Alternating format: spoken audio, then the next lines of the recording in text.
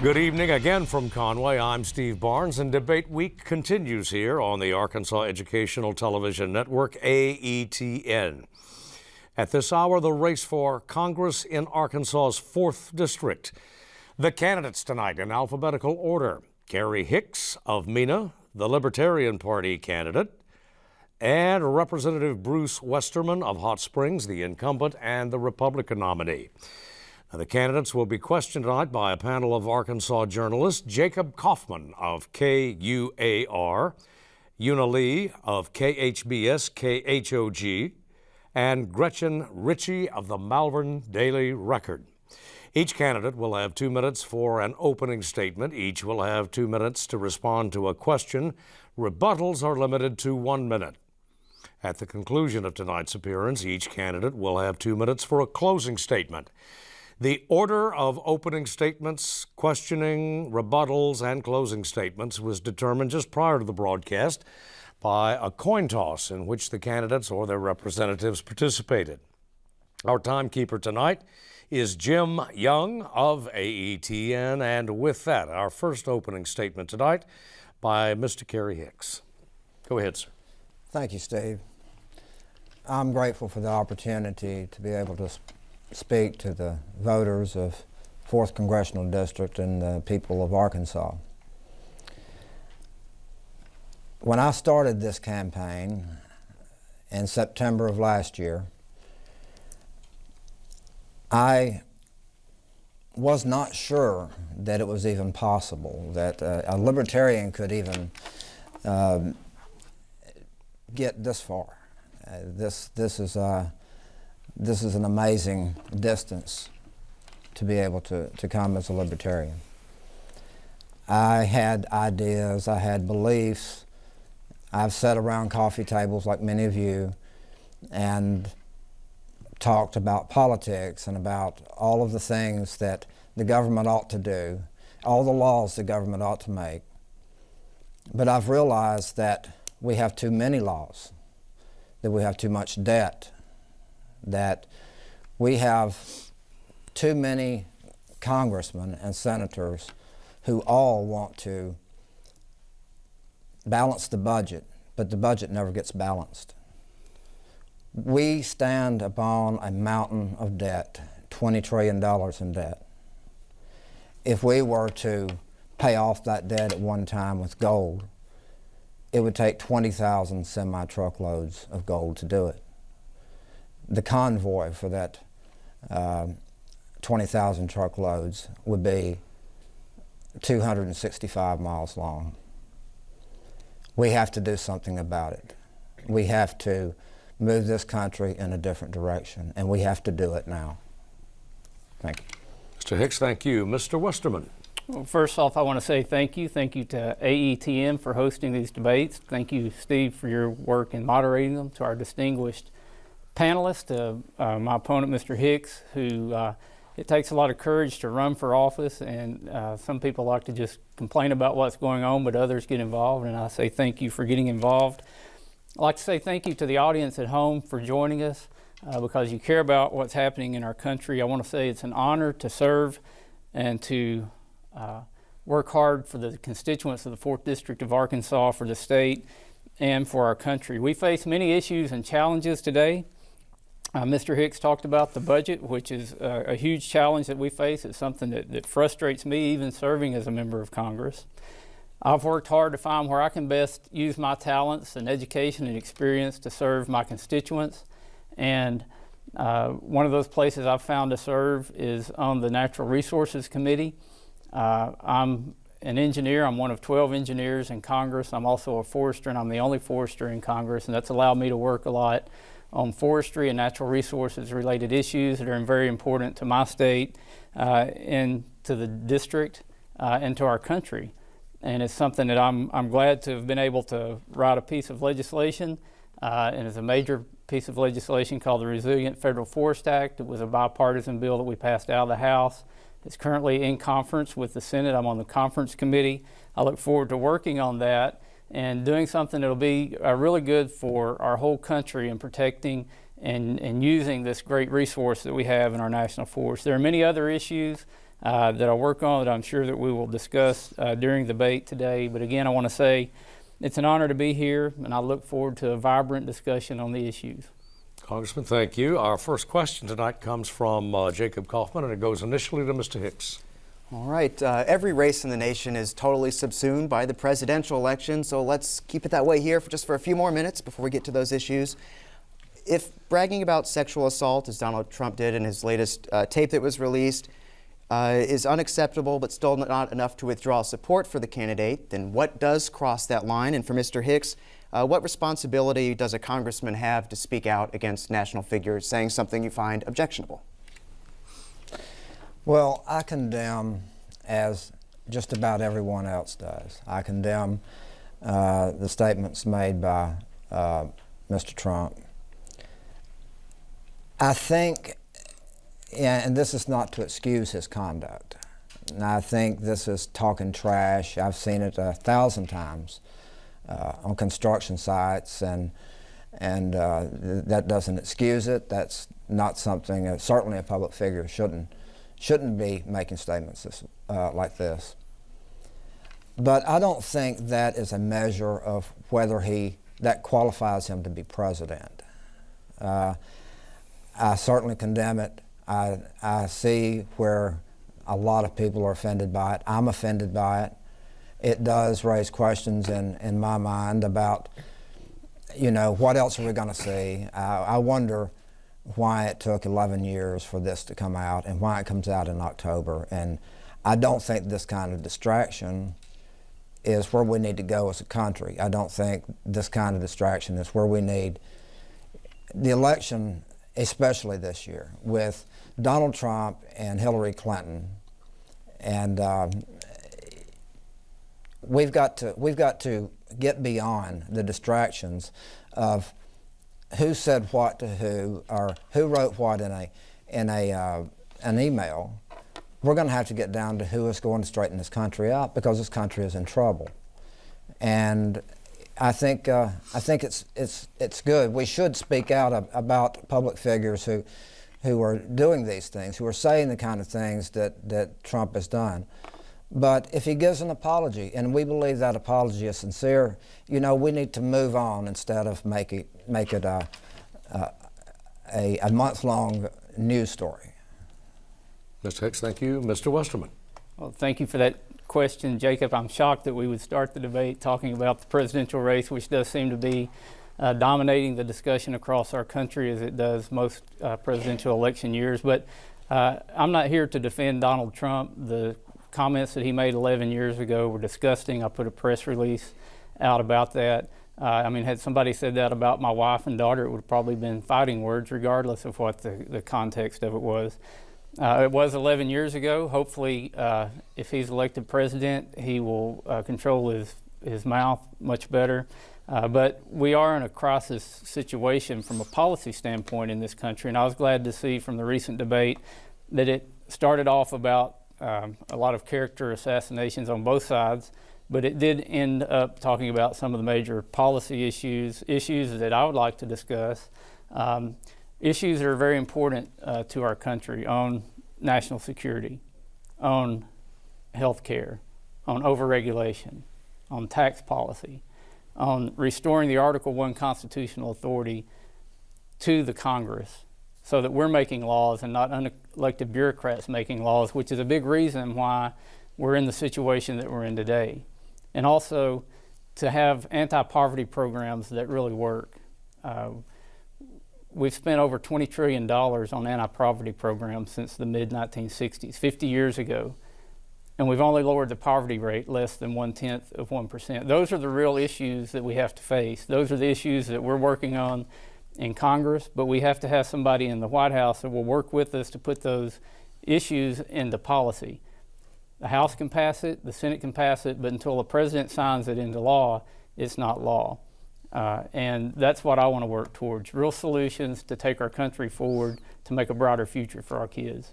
Mr. Hicks, you have 1 minute for a rebuttal, if you wish. No rebuttal. All right, our next question comes from Ms. Lee, and it goes first to Mr. Westerman. Mr. Westerman, let's talk about immigration. What should be the role of the federal government when it comes to sanctuary cities?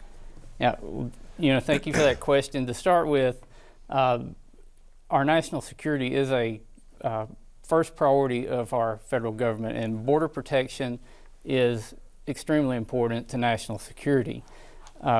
We shouldn't have sanctuary cities in this country. We should be worried about protecting our borders and controlling who's coming in, how long they're staying. And again, one of the biggest problems we have are people coming in on legal visas but overstaying their visas and those rules not being enforced. I was able to make a trip over to Israel, see the border of Israel, which is one of the most contested borders in the world probably. And they do a great job of protecting their border, and it's not with a large wall. It's with a relatively simple fence with a roadway on the inside, with sand between the fence and the road and sand on the other side of the road with electronic monitoring. It's not a huge investment to protect our border. We just have to have the will to protect our borders from the executive office, from the legislative branch. We should have already been putting this into place, but this administration has failed to do due diligence on protecting the border. We can call it building a wall, but what it really is securing the border, knowing who's coming in and who's going out and how long they're staying. Mr. Hicks, 2 minutes. I agree, we have to secure our border. There are places on the southern border that there are walls and fences. I don't think it's necessary that you build a wall as Donald Trump proposes, something that looks like the Taj Mahal. But we need more border security there. Mexico has to help with our immigration problem on the southern border. We can't just put up fences. They can cut through fences. You can climb over or tunnel under walls. There has to be a policy that allows for people who wait in line, who abide by the law, they get their chance to come to the United States. We can't deport 13 million people. I think just about everybody in the United States knows that. We can't continue welcoming people to this country when we can't solve our own problems. We can't feed our own poor as it is. I'm not saying don't have compassion. I'm not saying that those people don't count, that they don't have problems.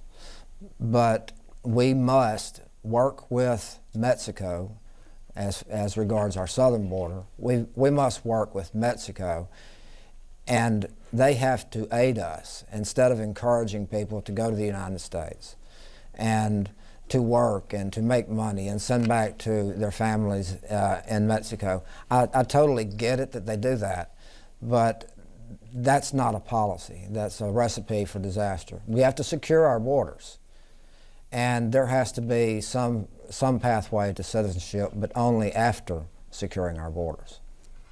Thank you. Mr. Westerman, you have 1 minute if you'd like.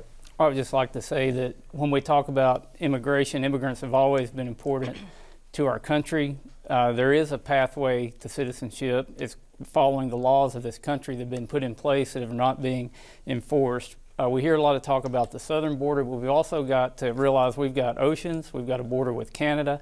We have a lot of people flying into our country. Some of the things we've done in Congress is we've strengthened the visa waiver program that requires countries that are residents from countries that are coming here through the visa waiver program, that those countries have to have biometric checks on the visa program. That's the way we were getting foreign fighters coming into our country from countries that we have a visa waiver program with. They were going to the foreign country, going to Syria, going to northern Iraq, and then they were traveling back to countries and coming into the U.S. But we have to have, the will is there in the House. We have passed rules to strengthen our borders, strengthen our security, but we have to have an administration that will work with the House and the Senate to put these laws into effect. Thank you, sir. Next question goes first to Mr. Hicks from Ms. Ritchie. What will you do to promote and secure business growth and economics within your district? I can tell you one thing I won't do. I don't think it is the role of government to create jobs.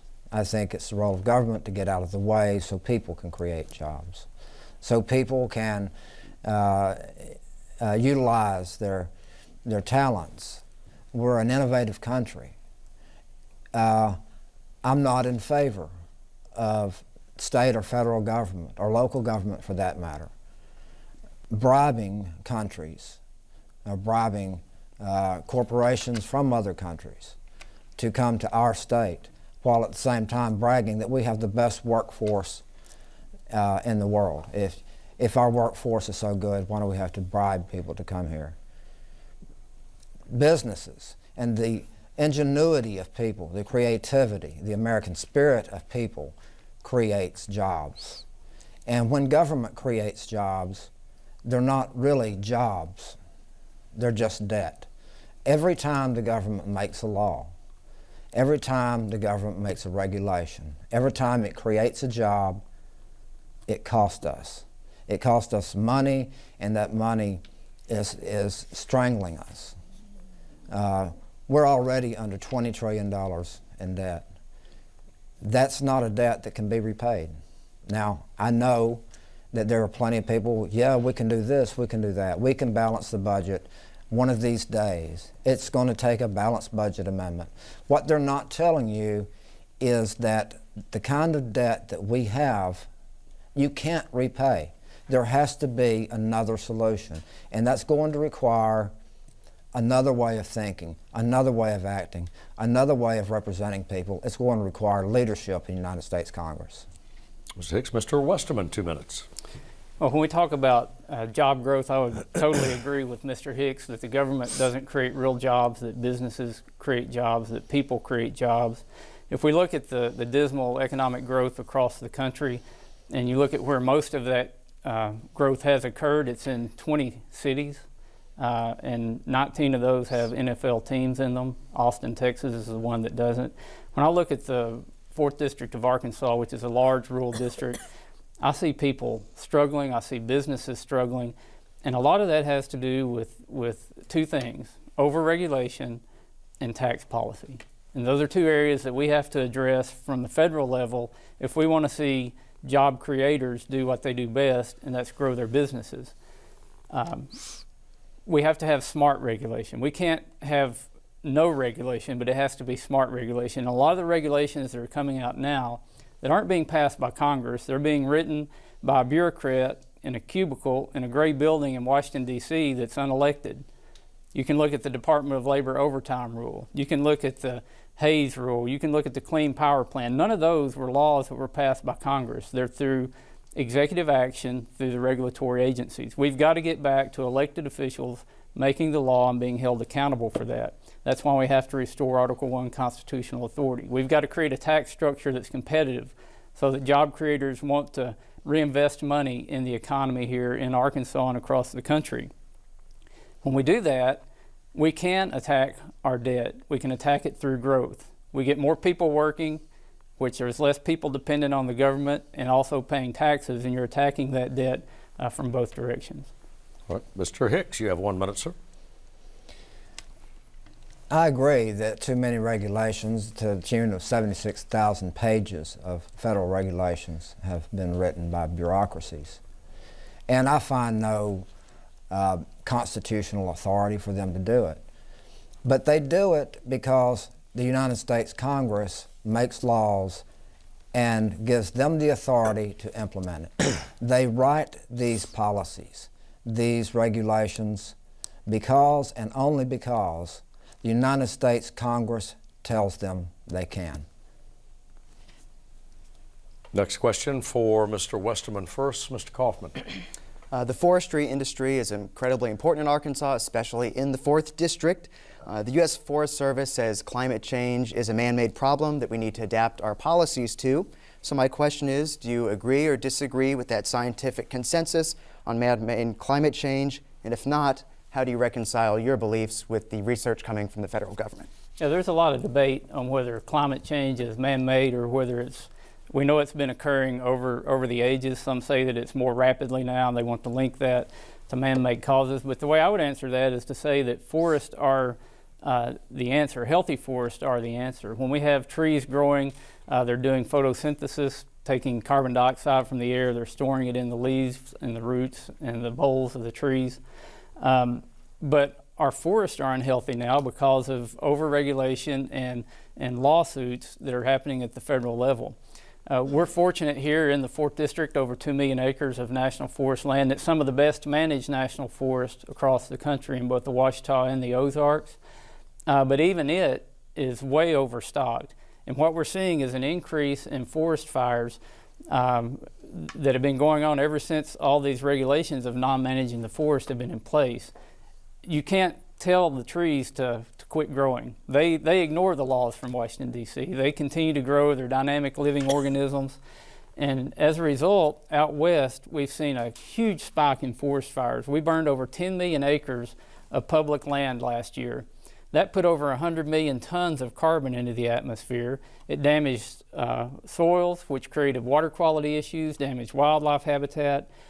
And it's a travesty that we're not managing these treasures better than what we are. That's why I authored the Resilient Federal Forest Act that puts sound management practices in place and prevents frivolous lawsuits from coming in and stopping those management plans from being implemented.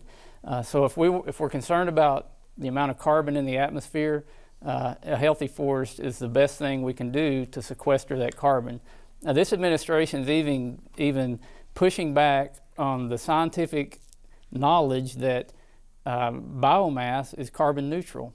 And they're putting that out there because they don't want to see any more trees cut. They're loving our trees to death, and it's doing a damage to our country and to our economy. Mr. Hicks. I think the most fires being set in the National Forest is by the U.S. Department of Agriculture. The Forest Service burns tens of thousands, if not hundreds of thousands of acres of forest in what they call controlled burns. To prevent forest fires, they build fires. And that pumps a lot of carbon into the air.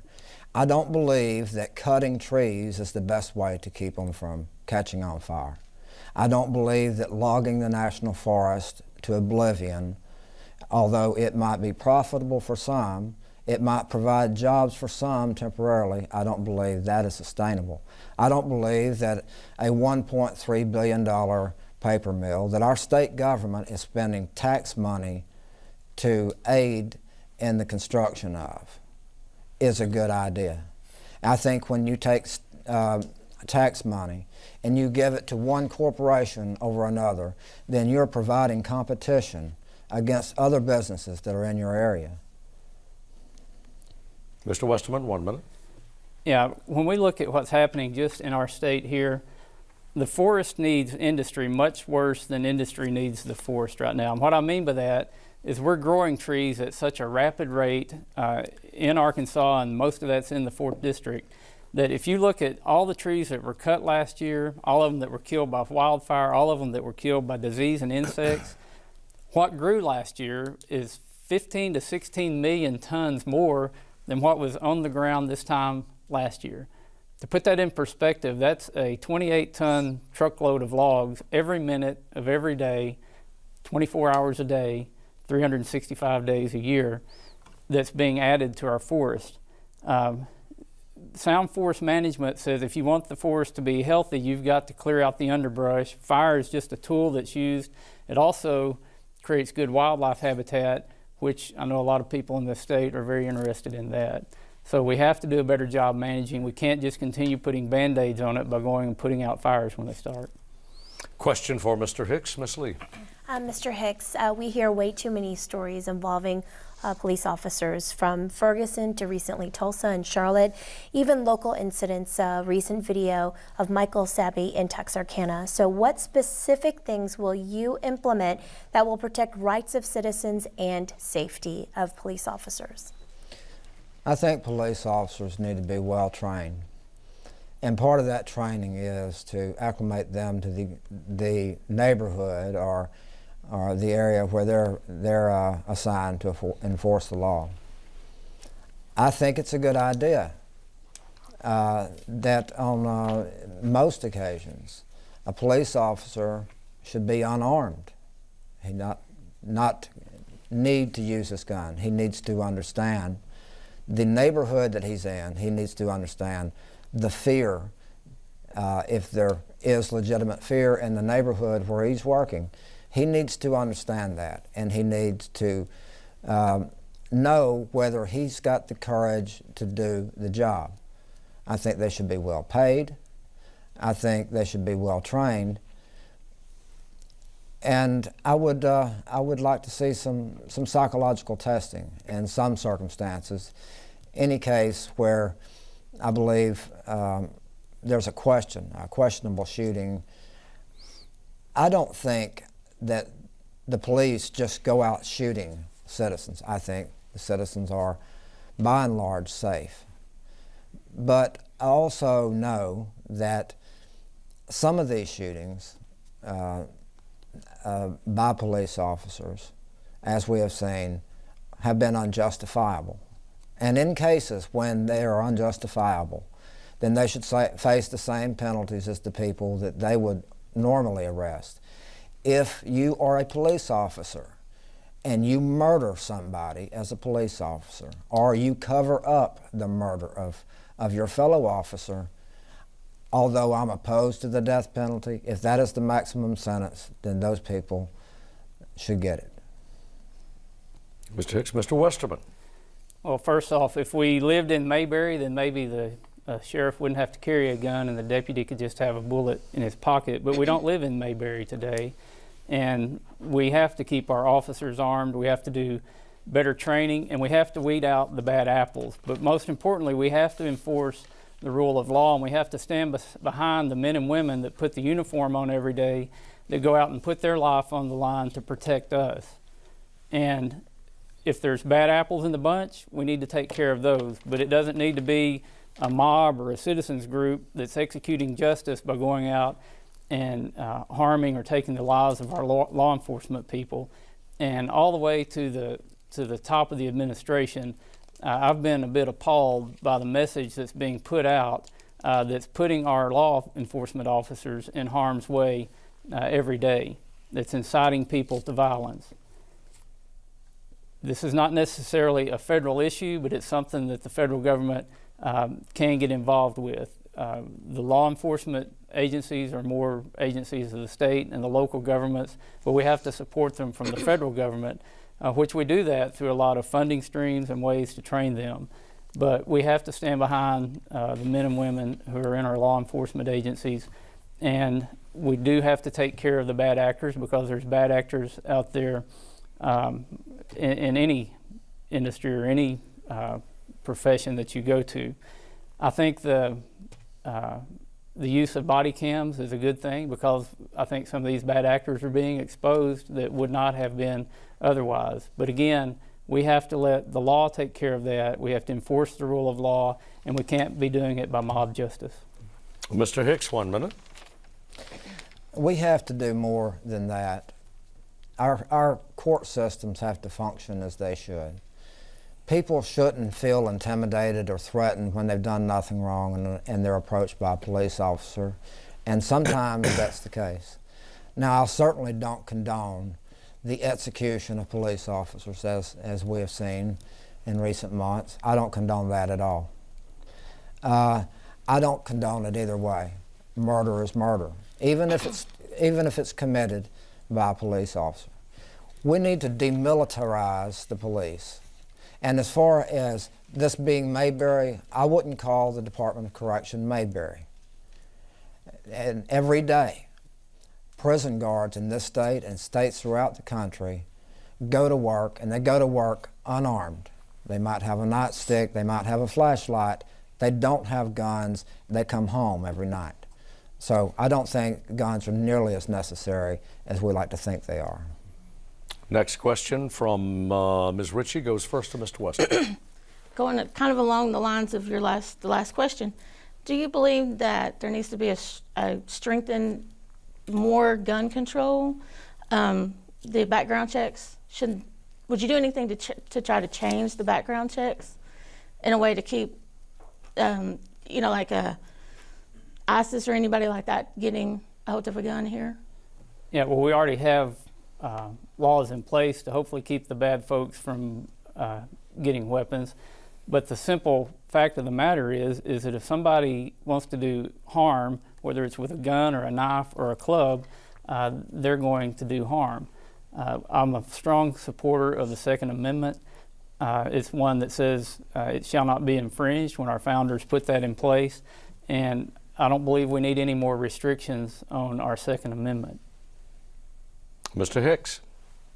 No. My answer is simply no more gun controls. We've got too many as it is. Well, Mr. Westerman, I can come back to you now for a rebuttal if you wish. You have some time if you wish to use it. Yeah, I'm good. Okay, well, our next question then, Mr. Kaufman, and it goes first to Mr. Hicks. Mr. Hicks, back to the presidential race, at least tangentially for a moment. Can you explain some of your broad concepts for tax reforms in America? And here's the tie into the presidential race. Under your changes, would a billionaire like Trump have to pay federal income taxes even if they had a big loss in a previous year? As far as taxes, with the debts that we have, I think everybody should pay their fair share. I am not in favor of a tax increase or cut unless and until we reduce our debt. We have to balance the budget. When you initiate a tax cut, then you are turning back revenue that you are going to need to keep from going into debt. So when you give a tax cut to a certain class of people or a certain entity, then you're usually going to have to create debt to do it. You're going to have to borrow money from another country. We owe China over $1 trillion because of the money our government spends. We owe countries throughout the world. This $20 trillion in debt is money that we owe other countries, largely. Every week, we sell treasury bonds to cover the debts that we owe. Every week, we sell the soul of America to another country. We enter into treaties that require us to control certain circumstances in this country so that other countries will control certain circumstances in theirs. And that leads to the need for government control. You can't do anything in the state or in this country without government permission. It's against the law, it's against a regulation, it's against a policy, it's against some rule. You need a license or a permit almost to breathe in this country. That has got to stop. Mr. Westerman. Jacob, tax policy is one of the issues I talked about earlier. It's something that's very important to our economy. We've got to get our taxes more fair. It's got to be a simpler tax plan. And that's exactly what we're proposing. It's something that I've worked hard on in Congress to build the framework around this. One of the reasons we're seeing jobs move overseas is because we have one of the highest corporate income tax rates in the world. If we want to bring that money back to our country and keep that money invested in our country, then we got to give people reason to invest. And I'm not talking about the biggest corporations in the world, I'm talking about the small businesses as well. So what we've proposed is a plan that we say you can fill it out on a postcard. You take your income, less your expenses, that's your profit. You pay tax on that, a flat rate of 20%. The caveat there is we do away with a lot of these complicated rules that are allowing people like Mr. Trump and many, many other people to get around not paying taxes, in that we say depreciation is an expense that occurs in the year that it happens. So if you think about that, instead of, if towards the end of the year, if you thought you were going to have some profit in your company, you could think, I can either reinvest that into my company or I can pay taxes to the federal government. By reinvesting that money, you're spurring growth other places in the economy. You're going to have more people working, more people paying taxes while they're working. You're going to have more investment in the economy, and we're going to see growth that way. That's the kind of tax policy that we need to put in place, something that's more simple, something that's more fair, and something that puts the biggest corporations and the smallest businesses on the same playing field. Mr. Hicks, 1 minute.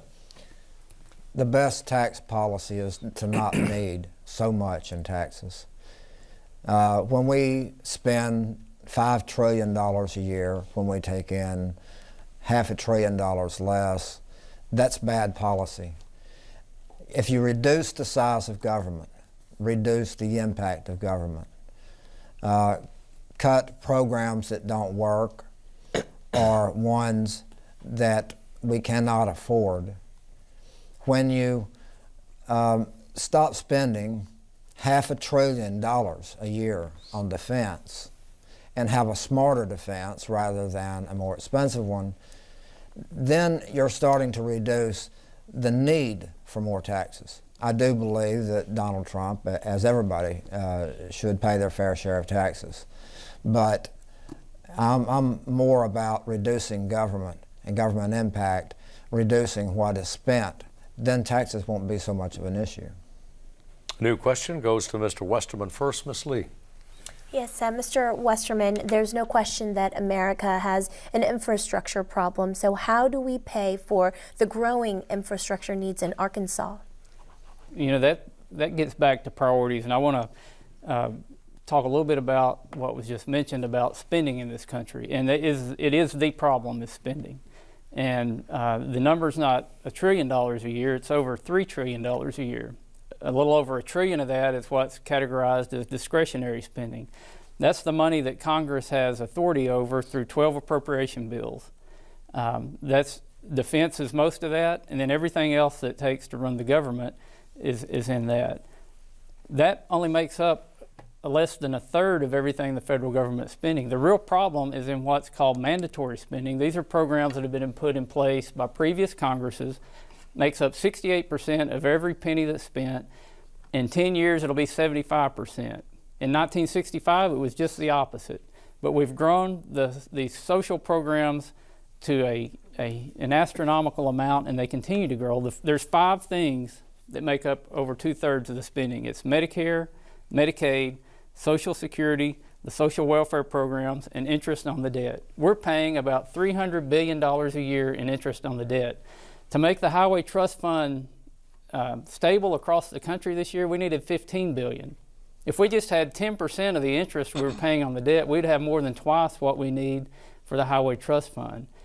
The bad part about that is the Congressional Budget Office says by 2025, interest on the debt will be the single largest expenditure of the federal government. It will exceed Social Security as our largest expenditure. And then when you look at those programs, there's no end to Medicaid spending. There's no cap on it. We have got to get that under control. Medicare is projected to be insolvent by 2030, Social Security by 2034. The $20 trillion in debt that's been discussed, $5 trillion of that is intergovernmental debt that a lot of it's been created by borrowing from the Social Security Trust Fund. We absolutely have to focus on how to get the mandatory spending under control, or if we balance the budget on discretionary spending, the debt would still go up about $600 billion a year. Mr. Hicks, 2 minutes. I'm not in favor of gutting social programs. There are people who need Medicaid, Medicare, absolutely, Social Security. There are people who need food stamps. This country is about people, individuals. A lot of people ask me what a libertarian is, and the simplest answer I've been able to give them is a libertarian is a person who believes that people are more important than government. And that means that people and their lives and their health is more important than what you can do to accommodate corporate America. I'm not opposed to the existence of corporations. I'm not anti-business at all. We need that. We need that for jobs. What we don't need is the government spending and basically blaming the debt on people who have no choice but Social Security, Medicaid, Medicare, their health, really? You know, those are worthwhile things to pay for in reasoned measure. But you can't just cut these things out, because you're talking about human beings, and some of those human beings, a great many of them, most welfare recipients, most people who receive food stamps, they're not the lazy, non-working adults you think they are. They're kids. And yeah, we need to make sure that they're taken care of. Mr. Westerman, 1 minute if you wish. Yeah, and I want to clarify, I'm not talking about doing away with these programs. I'm talking about fixing these programs before they implode upon themselves, and they're already headed that way, except for Medicaid, which continues to grow at astronomical rates. A lot of that's because of Obamacare and the Medicaid expansion across the country through Obamacare that has increased Medicaid expenditures by double digits.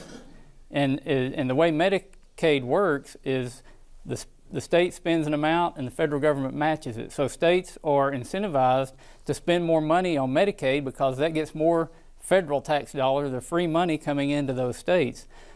We have to put caps on how much the states can spend on Medicaid, and we have to do that by different categories. But with that, we've got to give states the freedom to manage their Medicaid programs in a way that they see best for their constituents. Also, on Medicare, that's something that people paid into, and they deserve to get that out, just like Social Security. But if we don't fix them, they're going to go bankrupt. That's not just me saying that. That's the Congressional Budget Office that's put those numbers out. Question for Mr. Hicks, Ms. Ritchie. Recently, some of the school districts in our area have been told that they couldn't pray before football games. Do you believe that as a school they should be allowed to pray if they choose, or should the government require them not to pray? I think it's ridiculous that the government is going to tell you whether you can pray to God or not. I understand that some people find offense because this is not the way I pray, and I pray differently than you, but come on.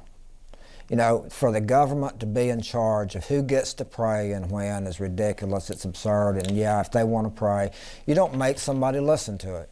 You don't have the right to make someone listen to a prayer. You don't have the right to make them pray or to make them pray to the God that you worship.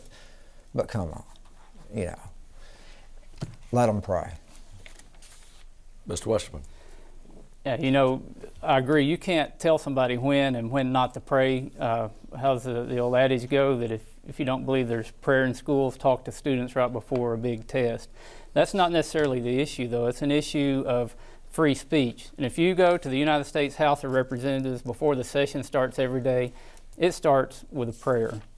And how dare the federal government start their meetings with a prayer and tell others that are having public meetings across this country that they can't have a prayer.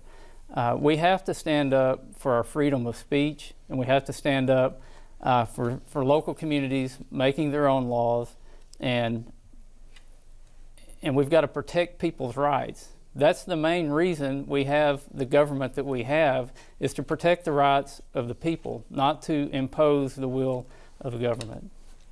Mr. Hicks, 1 minute. Now that last line, I couldn't say that better, and I won't try. Well, all right, very much. We have time, I think, to squeeze one more question in. Mr. Kaufman, question first for Mr. Westerman. All right, I'm going to ask you both to entertain a rather dark scenario.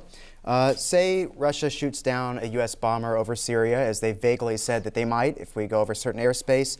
What would you want the next president to do about it? Me first? Yes, sir. Okay. Well, I think we're in a bad situation that Russia's threatening to shoot down a U.S. airplane. That is a result of 8 years of horrible foreign policy. We've tried this peace through weakness, and we know that peace through strength works better. I've traveled to the Baltic states. I've talked to leaders over there. I can tell you, if you ask them, the one thing that deters Russia is if they're a member of NATO or not. You go to Georgia, where they're not a member of NATO, and Russia is taking their land. They're going out at night and moving the border signs 100 meters further inside of Georgia just because they can. You go to Romania, where they're a member of NATO, where they are energy independent, and Russia doesn't mess with them nearly as much as they're dealing with some of the other countries in that region. Putin only respects strength, and this administration, I believe, has shown mostly weakness in foreign policy. And it's not just with the Russians, it's with the Iranians. And we really are at a point in our society where our friends don't necessarily trust us and our enemies don't fear us. And our next president needs to work with Congress to change that so that we can protect human rights. And that's what people love about this country, is the fact that we have our military to protect human rights, not to advance our own power. Mr. Hicks. We get too involved in other countries. The scenario that you pitched, I don't think that's going to happen, but I would prefer having a president that wouldn't need my advice on that issue anyway. I would rather see someone who could lead, who has a team backing him, that they would know the answer to that question, and they wouldn't have to ask Kerry Hicks, the next congressman for the 4th District of Arkansas, what to do about it. Mr. Westerman, back to you for 1 minute if you wish. Again, we have to strengthen our relationship with our allies. When we do that and we have a presence, it makes a huge difference in how much others want to advance and take rights away from people in these countries. And if they can continue to move and take rights away, and we're seeing this in Western Europe, where from Eastern Europe and from the Middle East, we're seeing an infiltration that I think have put people on a heightened alert. We're seeing people concerned about things that they haven't been concerned about in a long time. And if America doesn't take a stand, then they'll be knocking on our door someday, on our shoreline, and we have to build the strength through our military so that people respect us and that they fear us. All right, thank you. And we can get another question in. Ms. Lee, first for Mr. Hicks. Okay, sure.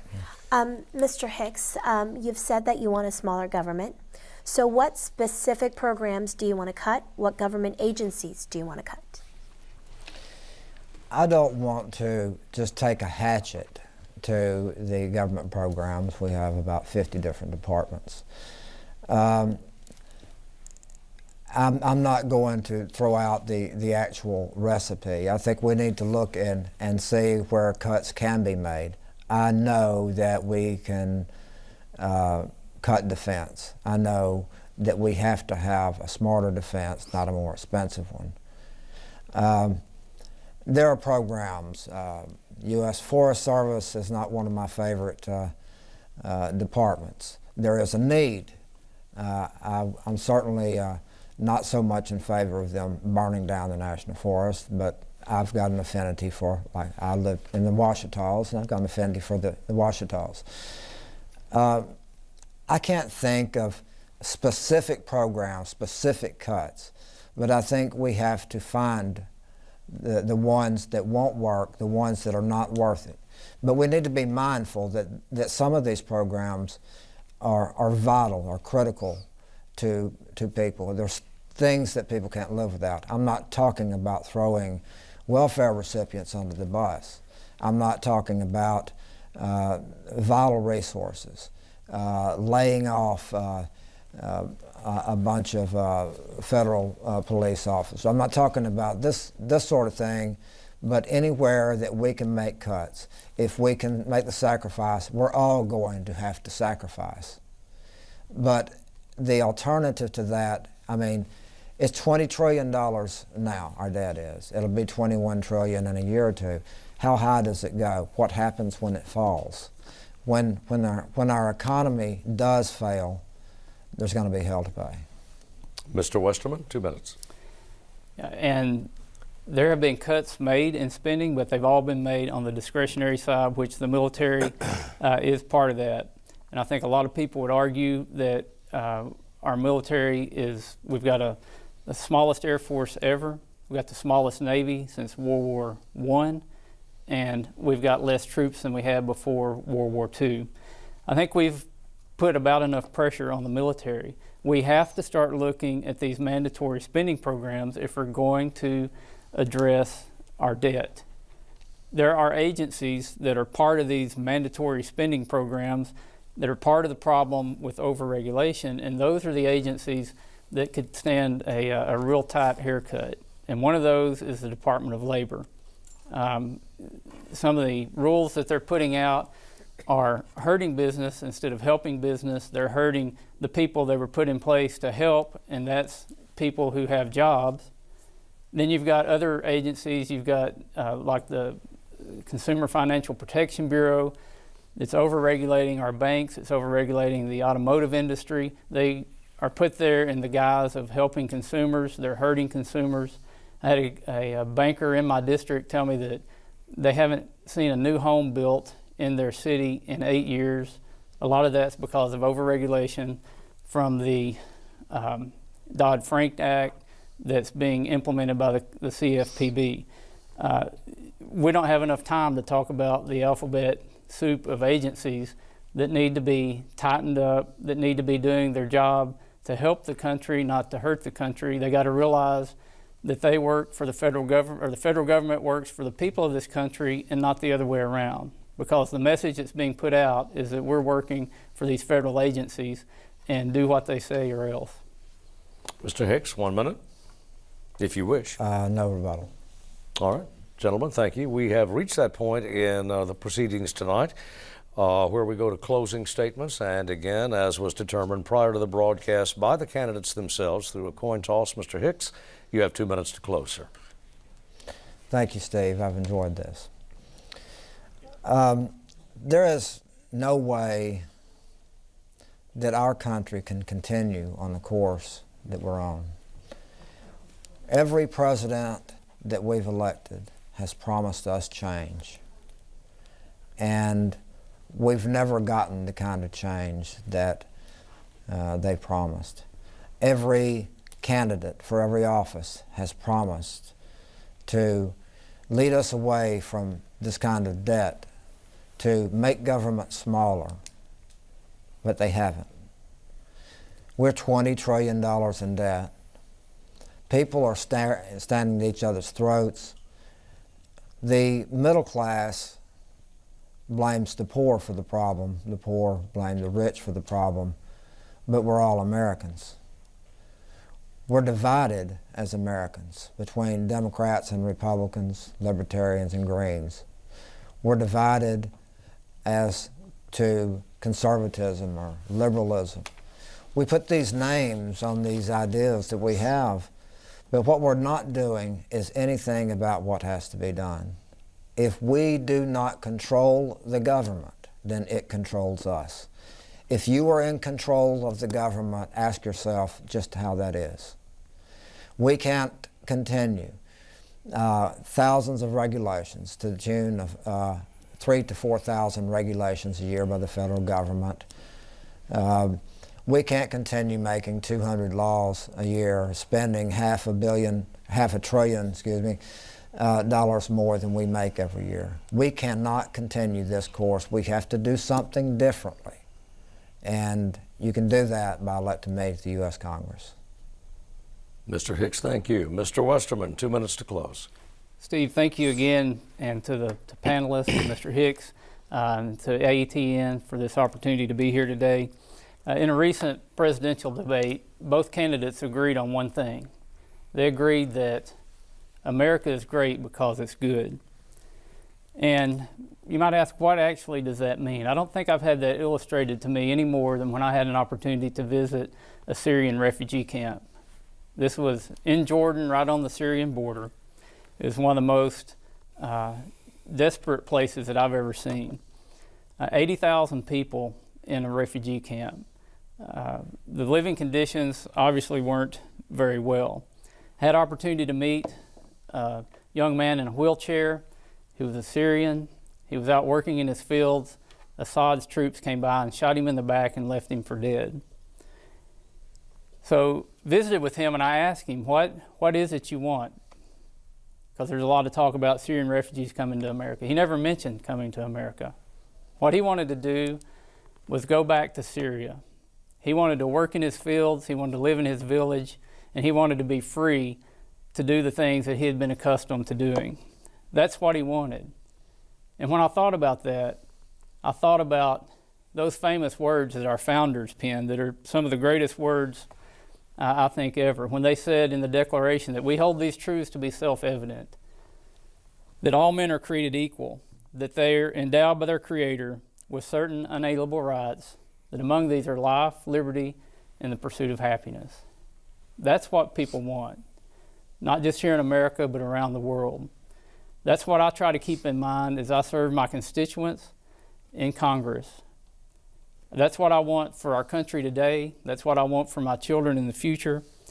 And that's what I want for generations to come.